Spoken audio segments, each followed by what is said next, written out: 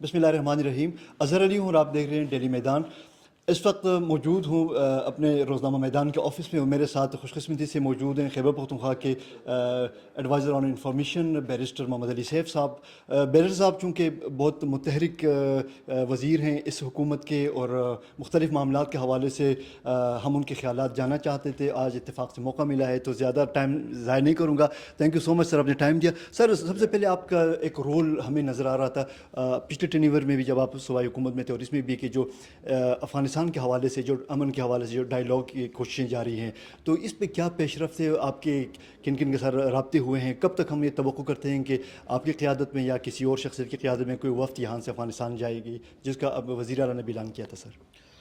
जी बिल्कुल, वज़ीर आला साहब ने ऐलान किया था और उन्होंने यही कहा था कि मैं अपना वफ़द जो है वो अफ़गानिस्तान भेजूँगा, ताकि अफ़गान हुकाम के साथ और अफ़गानिस्तान के जो दीनी और सियासी माहिदीन हैं, रहनुमा हैं, ज़ुआमा हैं, उनके साथ बातचीत की जाए।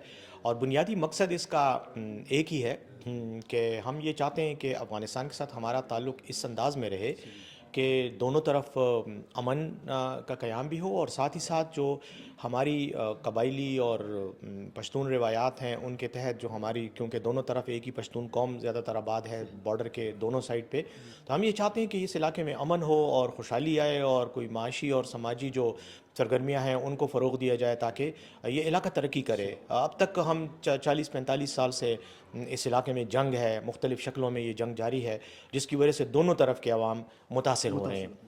तो इस बार सीएम साहब का भी ये इरादा था कि मैं अपने कुछ लोगों को वहाँ भेजूँगा, जो जाकर हम कोई पॉलिटिकल बात नहीं करेंगे, ना हमारे कोई सफारती या कोई ख़ारजी ताल्लुकात के हवाले से कोई ज़िम्मेदारी होगी।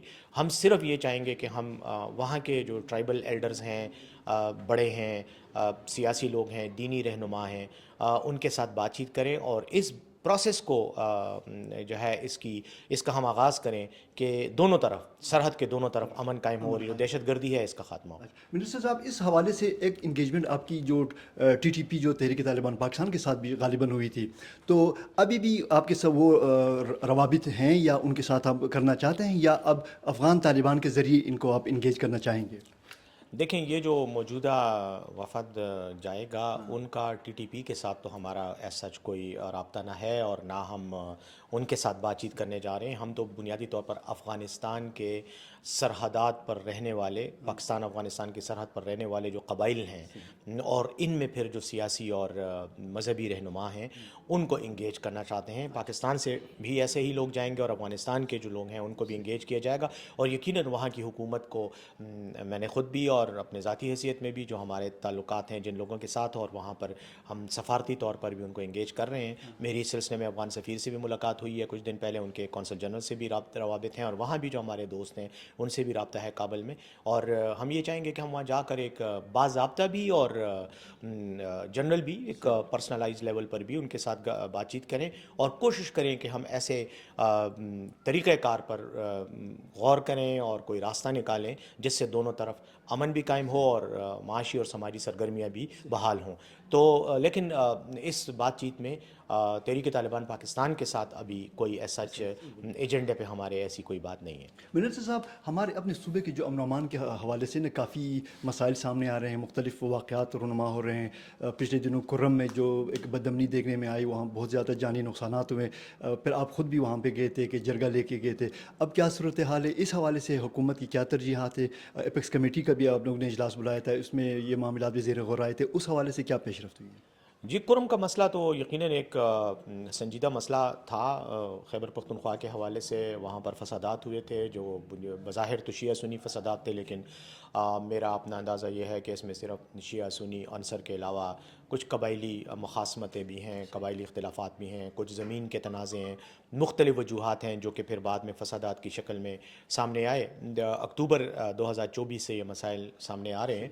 हमने इस सिलसिले में जरगे भी किए हैं। हुकूमत ने सालिसी का किरदार अदा किया है। हुकूमत ने की कोशिश थी कि वो अहले तशरीक़ और अहले सुन्नत को आपस में बिठा कर उनके जो बुनियादी इख्तिलाफ़ात हैं उसका कोई हल निकाला जाए, और उस सिलसिले में मैं समझता हूँ कि दोनों तरफ के जो संजीदा और उस तरह के ذمہ دار لوگ ہیں انہوں نے اس میں بڑا اچھا کردار ادا کیا ہے. دونوں فریقین نے امن کی طرف پیش رفت کی ہے اور جرگہ ہوا ہے, اس میں فیصلے بھی ہوئے ہیں, اس میں امن کے لیے ایک راستہ بھی متعین کیا گیا ہے. اور ساتھ ہی ساتھ ایپیکس کمیٹی نے خیبر پختونخوا میں دسمبر کے مہینے میں ایک فیصلہ کیا تھا کہ کرم میں جتنے بھی فریقین ہیں ان کے پاس جو بھاری اسلحہ ہے, بلکہ اسلحہ جس شکل میں بھی ہے اس کو واپس لیا جائے گا, اور ان کے جو بنکرز ہیں جہاں سے ایک دوسرے پہ حملہ آور ہوتے تھے ان کو بھی مسمار کیا جائے گا. تو وہ عمل بھی جرگہ فریقین اور تمام دونوں فریقین کے جو رہنما ہیں ان کی ہیلپ سے, ان کی سپورٹ سے, ان کی حمایت سے وہ عمل بھی جاری ہے. اب تک کئی بنکر مسمار کیے جا چکے ہیں, اسلحے کا پروسیس بھی جو ہے اس پر بھی کام شروع ہے.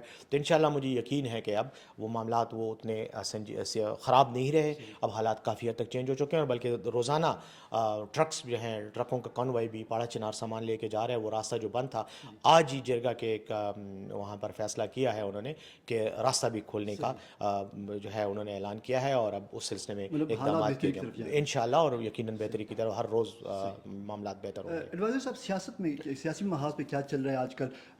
وزیر اعلیٰ علی امین صاحب سے جو پارٹی کی صوبائی صدارت کی جو ذمہ داریاں تھیں وہ جنید اکبر صاحب کے پاس گئی ہیں, تو اب جو سننے میں آ رہا تھا کہ ان دونوں میں کچھ اختلافات کا بھی مطلب وہ ہو رہا تھا, ذکر ہو رہا تھا, تو اب معاملات کیا کس کروٹ بیٹھے ہیں؟ کیا جو اختلافی امور تھے پارٹی میں اور حکومت کے درمیان وہ مسائل حل ہو گئے ہیں, اور اس حوالے سے کیا کہنا چاہیں گے؟ دیکھیں, سیاسی پارٹیوں میں تبدیلیاں ہوتی رہتی ہیں, پوزیشنز چینج ہوتی رہتی ہیں, اور میں سمجھتا ہوں کہ تحریک انصاف ایک بہت بڑی پارٹی ہے, پاکستان کی سب سے بڑی پارٹی ہے.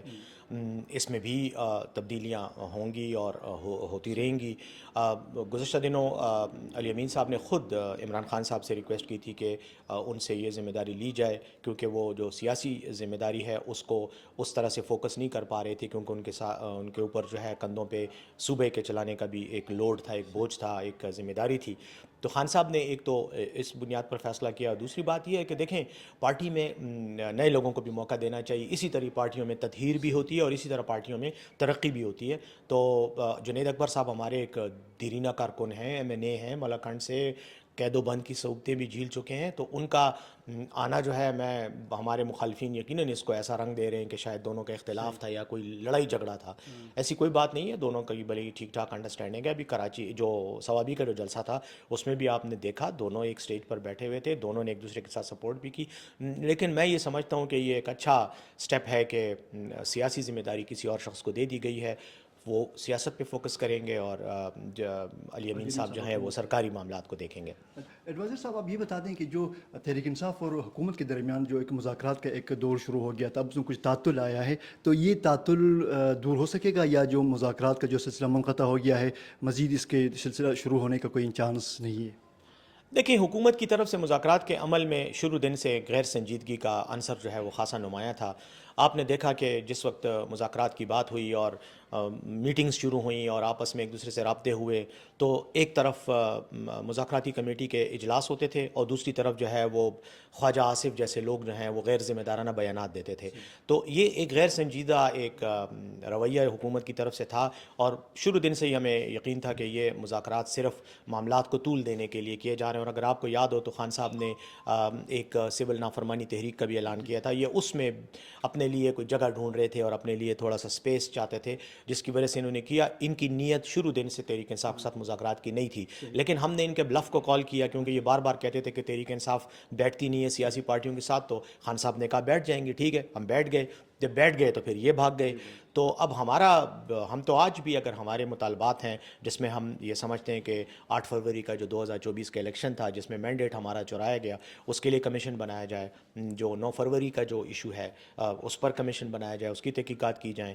یہ ہمارے اور جو ہمارے کارکنان کے خلاف ہوتے ہیں, ہمارے لیڈرز کے خلاف, رہنما تحریک انصاف جتنے بھی ہیں جو جیلوں میں قید ہیں, ان کے خلاف جو کیسز ہیں ان کو ختم کیا جائے, کیونکہ بے بنیاد کیسز ہیں. یہ ہمارے مطالبات ہیں. اگر اس پر یہ پورے آتے ہیں تو مذاکرات کی بھی ضرورت نہیں ہے, ہم ان کے ساتھ. اس حوالے سے آپ کوئی کردار ادا کر رہے ہیں کہ تعطل دور ہو اور مذاکرات کا سلسلہ دوبارہ شروع ہو؟ بس میں حکومت کے لیے یہی دعا کر سکتا ہوں کہ اللہ انہیں عقل دے, انہیں ہوش دے, انہیں سمجھ دے, اور ملک کی مفاد میں فیصلے کرنے کی توفیق عطا فرمائے. Thank you so much.